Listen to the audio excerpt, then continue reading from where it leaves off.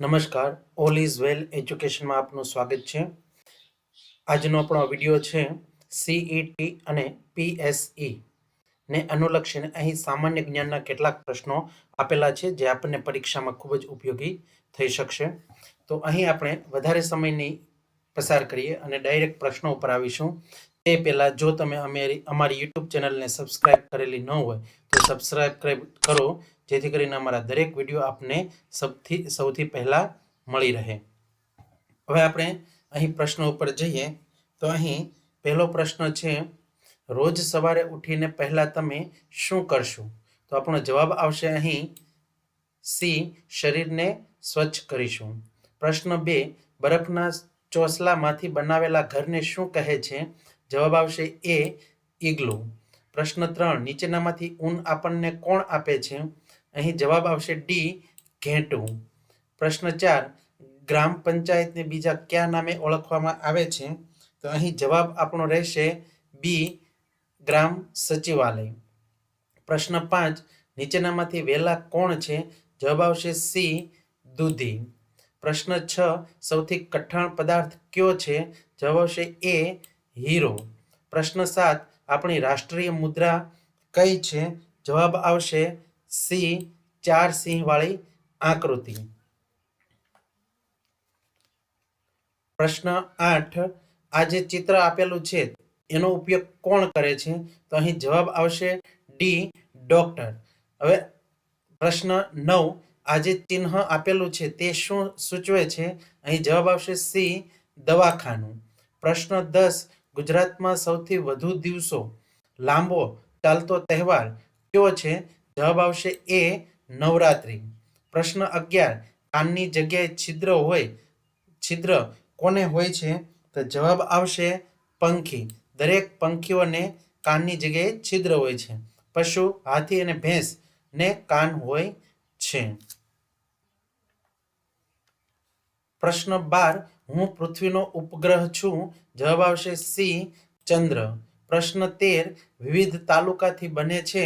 જવાબ આવશે એ, જિલ્લો. પ્રશ્ન 14, ગ્રામ પંચાયતના વડાને શું કહે છે? જવાબ આવશે બી, સરપંચ. પ્રશ્ન 15, આપણા રાષ્ટ્રધ્વજમાં કેટલા રંગના પટ્ટા હોય છે? જવાબ આવશે સી, 3.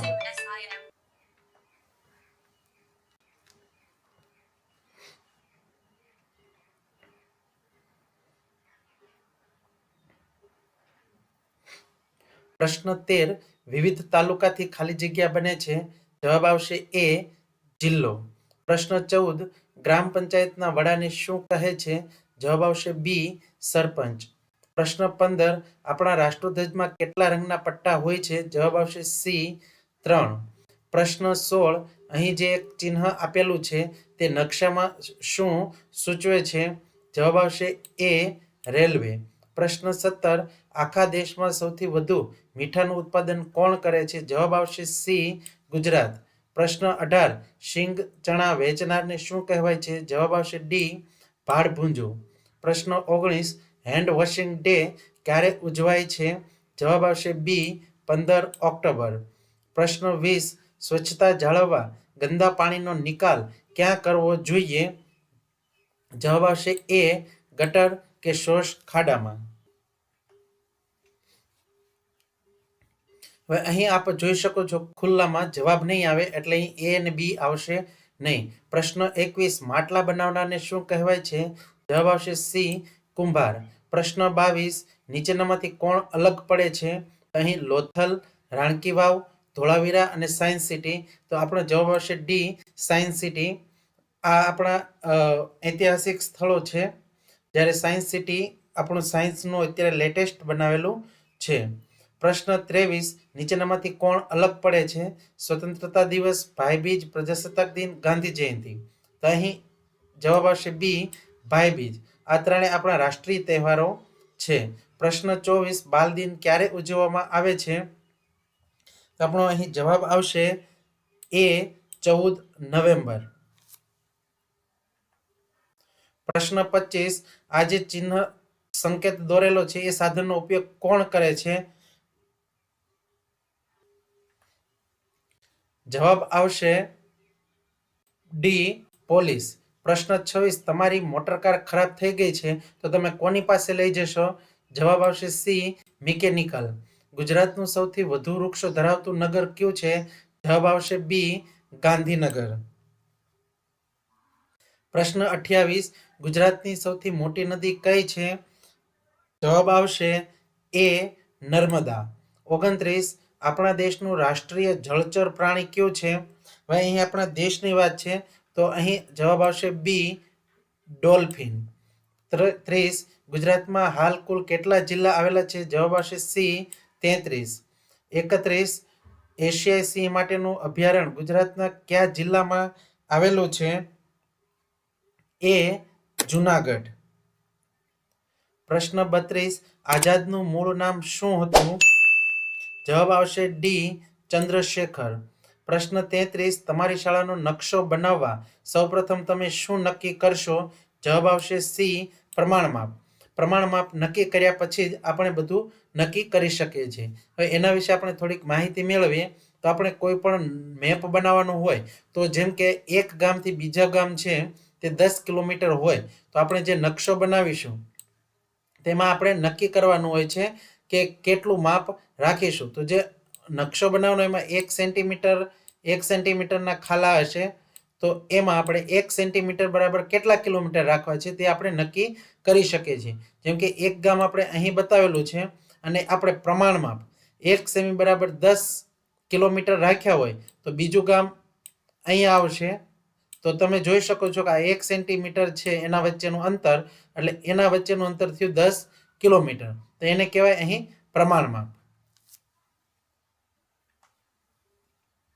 પ્રશ્ન 34, ગામડાનું સમૂહમાં સંચાલન કોણ કરે છે? જવાબ આવશે એ ગ્રામ પંચાયત. પ્રશ્ન 35, તાલુકા પંચાયતના વહીવટી અધિકારીને શું કહેવાય છે? ટીડીઓ. બાકી જે નામ છે તે જિલ્લાના છે. અહીં જવાબ આવશે બી ટીડીઓ, તાલુકા વિકાસ અધિકારી. પ્રશ્ન 36, તમારી શાળામાં સંચાલન માટે કોઈ એક સમિતિ કાર્યરત હોય છે? તો અહીં જવાબ આવશે સી એસએમસી. પ્રશ્ન 37, નીચેનામાંથી કયું અલગ પડે છે? પૂર આવવું, વાહન જોડે અથડાવવું, શાક સમારતા કપાઈ જવું, કેળાની છાલ પર પગ પડતા લપસવું. તો અહીં આ પૂર આવવું એ કુદરતી આફત છે તો જવાબ આવશે એ પૂર આવવું. પ્રશ્ન 38, ગ્રામ પંચાયતના વહીવટી અધિકારીને શું કહે છે? અહીં જવાબ આવશે તલાટી કમ મંત્રી ડી. પ્રશ્ન 39, ચિપકો આંદોલન કોને બચાવવા કરવામાં આવ્યું હતું? જવાબ આવશે બી વૃક્ષોને. કચરો હંમેશા ક્યાં નાખવો જોઈએ? સી કચરા પેટીમાં. 41, મોતનો કૂવો ક્યાં જોવા મળે છે? જવાબ આવશે અહીં એ મેળો. પ્રશ્ન 42, ઉત્તરાયણ ક્યાં અંગ્રેજી માસમાં આવે છે? જવાબ આવશે ડી જાન્યુઆરી. પ્રશ્ન 43, બાલ દિન કોની યાદમાં ઉજવવામાં આવે છે? જવાબ આવશે બી જવાહરલાલ નહેરુ. પ્રશ્ન 44, ગુજરાતમાં સુરખાબ નગર તરીકે કયો વિસ્તાર જાણીતો છે? અહીં જવાબ આવશે સી અબડાસા. હવે અહીં એક વાત ધ્યાનમાં રાખીશું કે અહીં અબડાસા છે પણ આખું કચ્છ જે છે તેનો ખાવડા અને ખડીર બાજુનો વિસ્તાર ઓળખાય છે પણ અહીં અબડાસા લખેલું છે પણ અહીં કચ્છ આપણે યાદ રાખીશું. પ્રશ્ન 45, ગુજરાતનું રાજ્ય પક્ષી કયું છે? તો અહીં જવાબ આવશે સી સુરખાબ. હવે અહીં આપણે ભૂલ કરી બેસી છીએ કે અહીં ગુજરાતનું આપણને પક્ષી પૂછ્યું છે તો સુરખાબ આવશે. ભારતનું હોય તો અહીં મોર આવશે. પ્રશ્ન 46, ટ્રેનને ઊભી રાખવા તમે કયા રંગની ઝંડી ફરકાવશો? જવાબ આવશે અહીં એ લાલ. પ્રશ્ન 47, રસ્તા પર હંમેશા ક્યાં ચાલવું જોઈએ? તો અહીં જવાબ આવશે ડાબી બાજુ. હવે અહીં એક ખાસ છે કે પ્રશ્નમાં એવું પૂછવામાં આવ્યું છે કે રસ્તા પર હંમેશા ક્યાં ચાલવું જોઈએ? તો જો રસ્તા પર ચાલવાની વાત હોય તો આપણે અહીં ફૂટપાથ પણ આવી શકે, એટલે કે ફૂટપાથ હોય તેના ઉપર જ ચાલવું જોઈએ. અને ડાબી બાજુ પણ આપણો જવાબ સાચો છે, પણ અત્યારે અહીં જવાબ જોવા જઈએ તો ફૂટપાથ આવે ખરું. પ્રશ્ન 48, ગુજરાતનું પાટનગર કયો છે? જવાબ આવશે બી, ગાંધીનગર.